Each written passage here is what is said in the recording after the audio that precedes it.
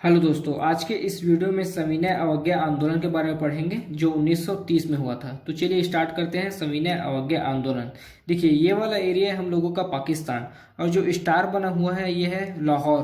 और लाहौर में 31 दिसंबर 1929 को कांग्रेस का लाहौर अधिवेशन होता है, जिसके अध्यक्ष बनाए जाते हैं जवाहरलाल नेहरू, और इसमें पूर्ण स्वराज का लक्ष्य रखा जाता है।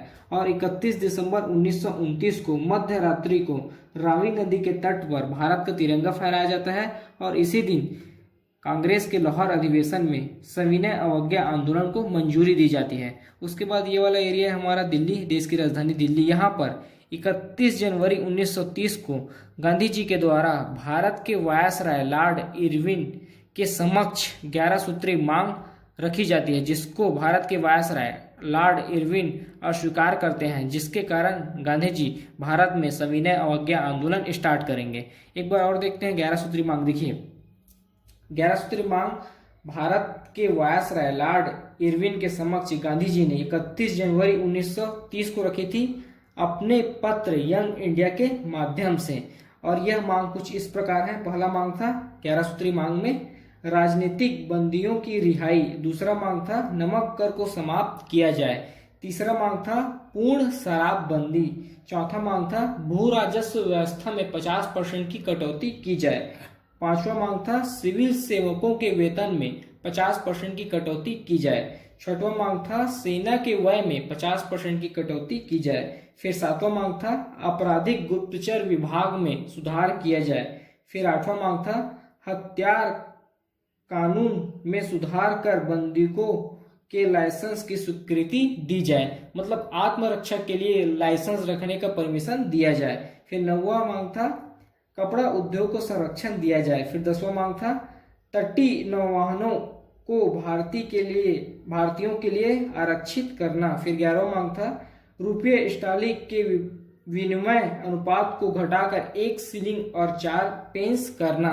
तो इस प्रकार 11 मांग गांधी जी ने भारत के वायसराय के समक्ष रखी, जिसे भारत के वायसराय ने अस्वीकार किया, जिसके कारण गांधी जी भारत में सविनय अवज्ञा आंदोलन स्टार्ट करेंगे। तो चलिए देखते हैं किस प्रकार गांधी जी भारत में सविनय अवज्ञा आंदोलन स्टार्ट करते हैं। देखिए, ये वाला एरिया है हम लोगों को गुजरात, और जो स्टार बना हुआ है ये हमारा अहमदाबाद, और नीचे जो स्टार बना हुआ है ये हमारा डांडी। तो गांधी जी 12 मार्च 1930 को डांडी यात्रा करेंगे नमक कानून तोड़ने के लिए। तो गांधी जी अहमदाबाद में गांधी जी स्वयं और 77 सदस्य के साथ अहमदाबाद के साबरमती आश्रम से पैदल डांडी यात्रा स्टार्ट करते हैं और अहमदाबाद से पहुंचते हैं डांडी। और इन दोनों के बीच की दूरी है 276 किलोमीटर। अगर मील में देखें तो 171 मील। तो गांधी जी प्लस 77 सदस्य, मतलब टोटल हो गए 78 सदस्य, ये डांडी यात्रा स्टार्ट करेंगे साबरमती आश्रम से डांडी। और इन दोनों के बीच की दूरी है 276 किलोमीटर।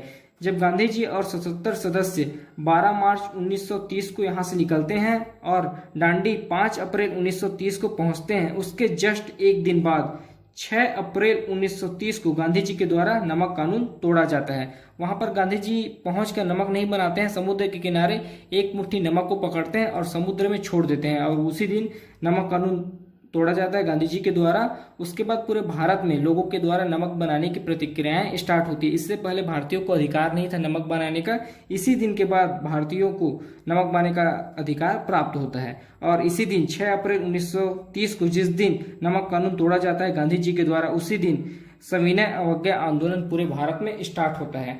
फिर देखते हैं किस प्रकार सविनय अवज्ञा आंदोलन में विरोध प्रदर्शित किया जाता है। देखिए, सविनय अवज्ञा आंदोलन में विरोध प्रदर्शन देखते हैं किस प्रकार अंग्रेजों का विरोध प्रदर्शन करना है। देखो, कर न देना अंग्रेजों को कर नहीं पटाया जाता है। उसके बाद सरकारी पद का त्याग, सरकारी स्कूल, सरकारी कॉलेज और सरकारी न्यायालयों का त्याग किया जाए।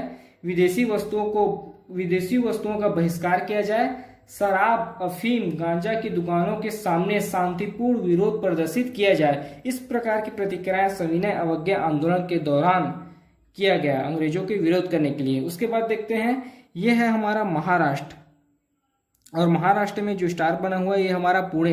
यहाँ पर सविनय अवज्ञा आंदोलन के दौरान 5 मई 1930 को गांधी जी को कर लिया जाता है गिरफ्तार।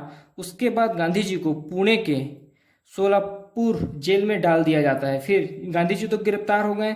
उसके बाद गांधी जी की गिरफ्तारी के बाद सविनय अवज्ञा आंदोलन का नेतृत्व करेंगे अब्बास तैयब जी, लेकिन अंग्रेज अब्बास तैयब जी को भी गिरफ्तार कर लेते हैं। उसके बाद सविनय अवज्ञा आंदोलन का नेतृत्व करते हैं सरोजनी नायडू। तो इस प्रकार सविनय अवज्ञा आंदोलन की घटनाएं घटी। तो ये था हमारा सविनय अवज्ञा आंदोलन और उससे संबंधित घटनाएं। अगर अभी तक आपने हमारे चैनल को सब्सक्राइब नहीं किया है तो प्लीज़ चैनल को सब्सक्राइब करें, वीडियो को लाइक शेयर करें। फिर नेक्स्ट क्लास में हम लोग गोलमेज सम्मेलन के बारे में पढ़ेंगे। अभी के लिए धन्यवाद।